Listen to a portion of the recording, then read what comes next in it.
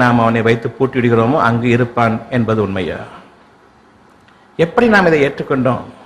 கட்டிடங்களுக்குள் இறைவன் இருக்கிறான், அங்கு போய் நான் வழிபடுகிறேன் என்பதை எப்படி நீங்கள் ஏற்றுக்கொள்கிறீர்கள்?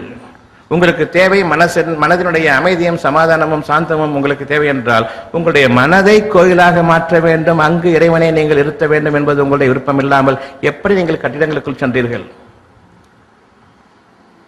என்று கேட்ட பிறகும் கூட எத்தனை பேர் இங்கிருந்து கட்டிடங்களுக்குள் செல்வார்கள் என்பது தெரியாது.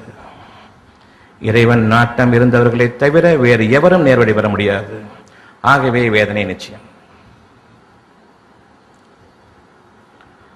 ஆகவே நீங்கள் எப்பொழுது உங்களுடைய இருதயத்தில் இறைவனை அதிகமாக தியானிக்கிறீர்களோ அந்த இருதயம் மசூதிகளாக மாறும். இறைவனை எப்பொழுது நீங்கள் உங்களுடைய இருதயத்தில் வைத்து அவனை அறிய முற்படுகிறீர்களோ அப்பொழுது உங்களுக்கு அது கோயில்களாக மாறும்.